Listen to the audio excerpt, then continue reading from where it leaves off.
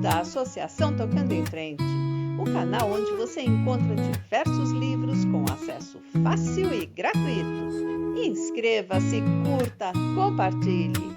Vamos à leitura?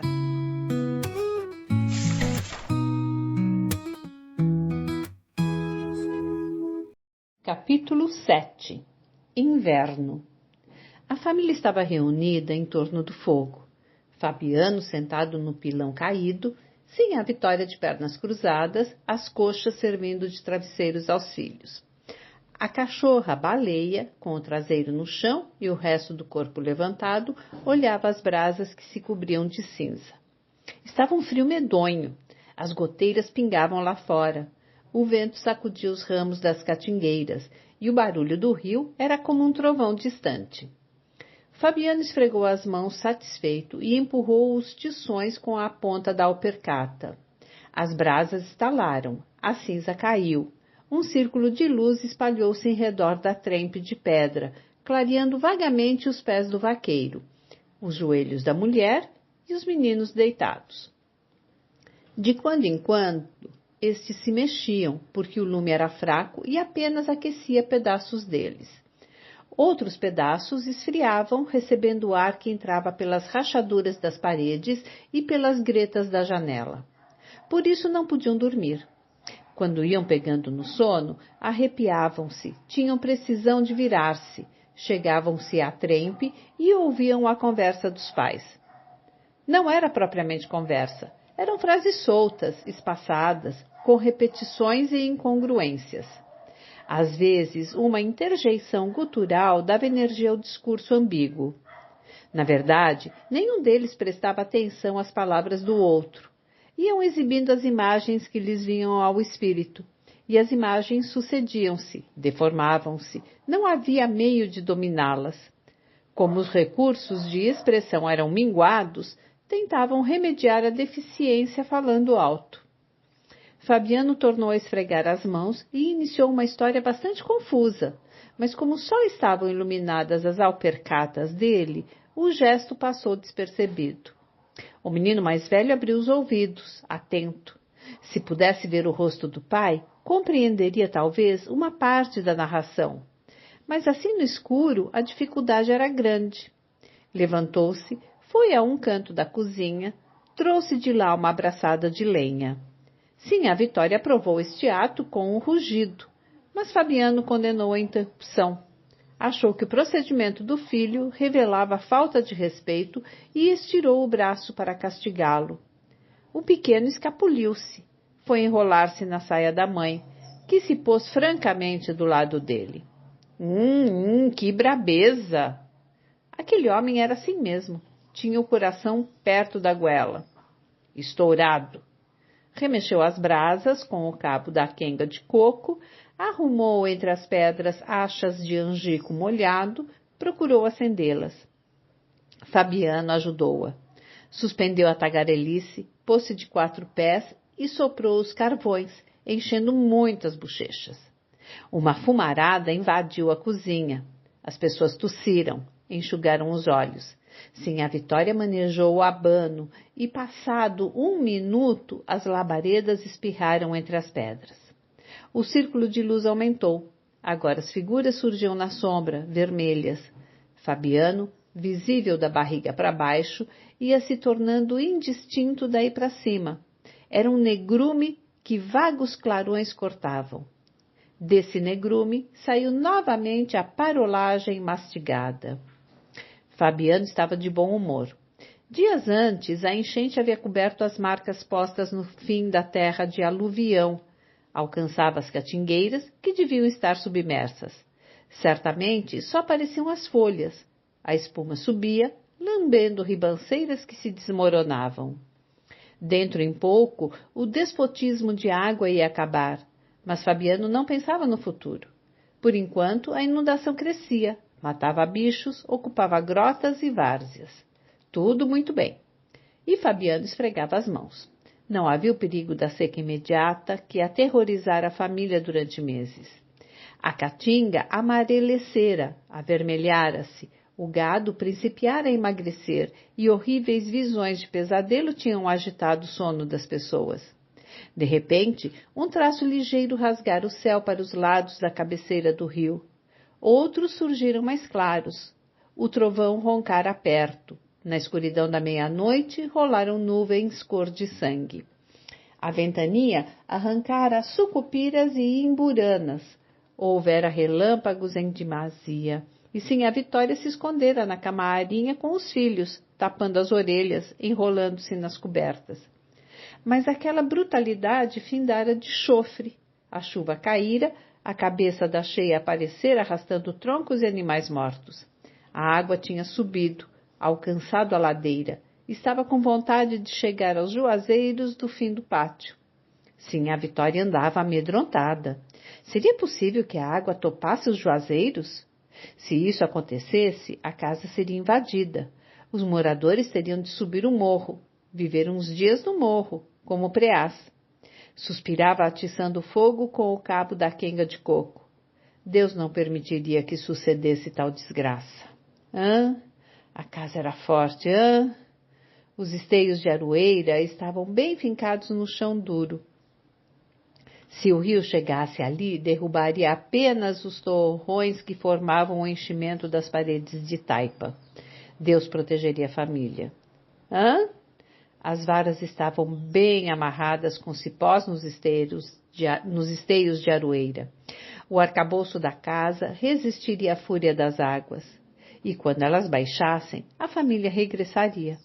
Sim, viveriam todos no mato, como preás. Mas voltariam quando as águas baixassem. Tirariam do barreiro terra para vestir o esqueleto da casa. Sinhá Vitória moveu o abano com força para não ouvir o barulho do rio que se aproximava. Será que ele estava com intenção de progredir? O abano zumbia e o rumor da enchente era um sopro que esmorecia lá para os lados dos juazeiros. Fabiano contava façanhas. Começara moderadamente, mas excitara-se pouco a pouco e agora via os acontecimentos com exagero e otimismo. Estava convencido de que praticara feitos notáveis. Necessitava esta convicção. Algum tempo antes acontecera aquela desgraça. O soldado amarelo provocara-o na feira, dera-lhe uma surra de facão e metera-o na cadeia. Fabiano passara semanas capiongo, fantasiando vinganças, vendo a criação definhar na caatinga torrada. Se a seca chegasse, ele abandonaria mulher e filhos, cozeria a facadas o soldado amarelo, mataria o juiz, o promotor e o delegado. Estivera uns dias assim murcho, pensando na seca e roendo a humilhação. Mas a trovoada roncara, viera a cheia, e agora as goteiras pingavam. O vento entrava pelos buracos das paredes. Fabiano estava contente e esfregava as mãos. Como o frio era grande, aproximou-as das labaredas. Relatava um fuzuê terrível, esquecia as pancadas e a prisão, sentia-se capaz de atos importantes. O rio subia a ladeira, estava perto dos juazeiros. Não havia notícia de que os houvesse atingido. E Fabiano, seguro, baseado nas informações dos mais velhos, narrava uma briga de que saíra vencedor. A briga era sonho, mas Fabiano acreditava nela. As vacas vinham abrigar-se junto à parede da casa, pegada ao curral. A chuva fustigava-as, os chocalhos batiam. Iriam engordar com o pasto novo, dar crias. O pasto cresceria no campo, as árvores se enfeitariam, o gado se multiplicaria. Engordariam todos. Ele, Fabiano, a mulher, os 2 filhos e a cachorra-baleia. Talvez Sinhá Vitória adquirisse uma cama de lastro de couro.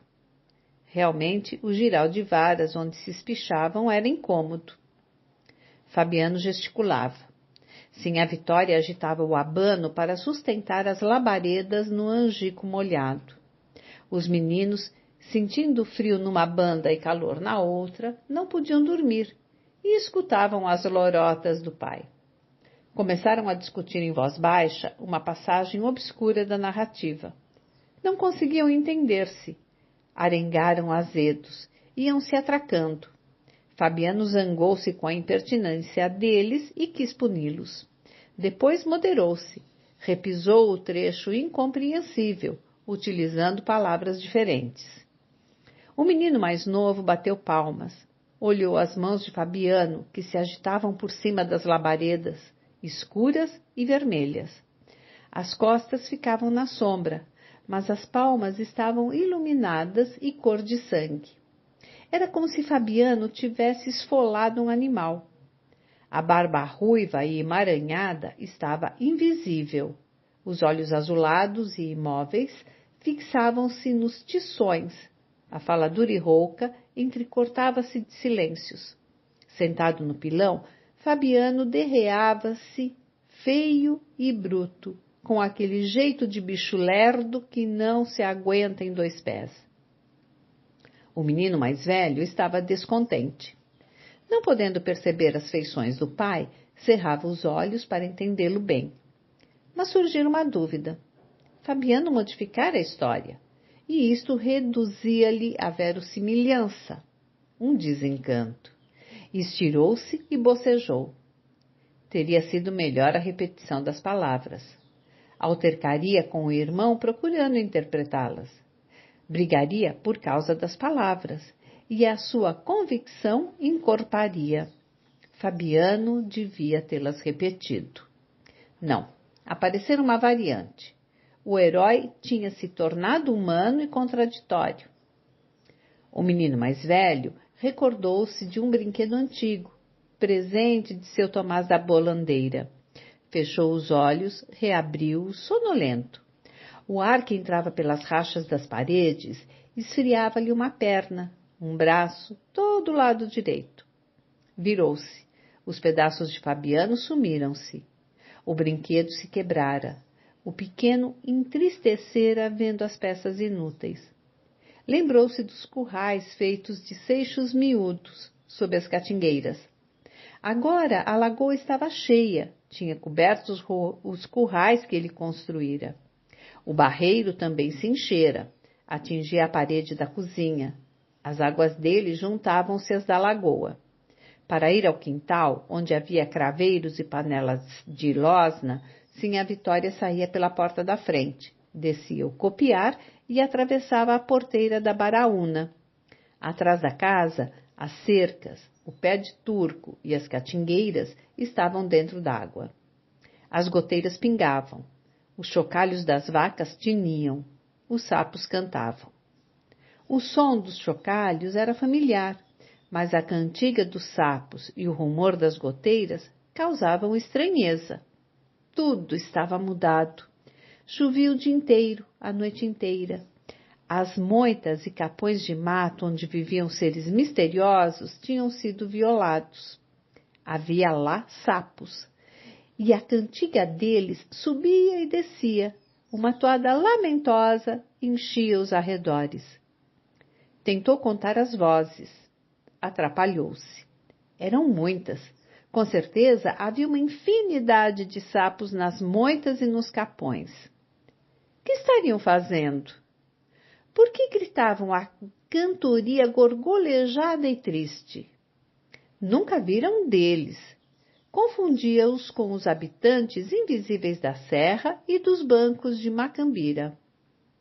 Enrolou-se, acomodou-se, adormeceu.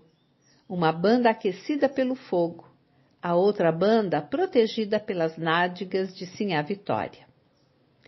O abano agitava-se, a madeira úmida chiava, o vulto de Fabiano iluminava-se e escurecia.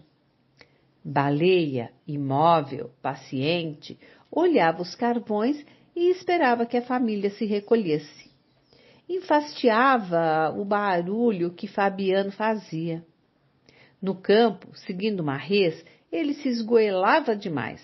Natural. Mas ali, à beira do fogo, para que tanto grito? Fabiano estava se cansando à toa. Baleia se enjoava, cochilava e não podia dormir. Sinhá Vitória devia retirar os carvões e a cinza, varrer o chão, deitar-se na cama de varas com Fabiano. os meninos se arrumariam na esteira, por baixo do caritó, na sala. Era bom que a deixassem em paz. O dia todo espiava os movimentos das pessoas, tentando adivinhar coisas incompreensíveis. Agora precisava dormir, livrar-se das pulgas e daquela vigilância a que tinha sido habituada. Varrido o chão com vassourinha, escorregaria entre as pedras. Enroscar-se-ia, adormeceria no calor, sentindo o cheiro das cabras molhadas e ouvindo rumores desconhecidos. O tic-tac das pingueiras, a cantiga dos sapos, o sopro do rio cheio. Bichos miúdos e sem dono iriam visitá-la. Vocabulário referente ao capítulo 7. Parolagem, tagarelice. Aluvião, enchente. Grotas, escavações em encosta. Esteio, escora. Aroeira, tipo de árvore. Capiongo, deprimido. Cozeria, perfuraria. Arengaram, discutiram. Derreava-se, curvava-se. Baraúna, tipo de árvore. Enfastiava-a, entediava-a.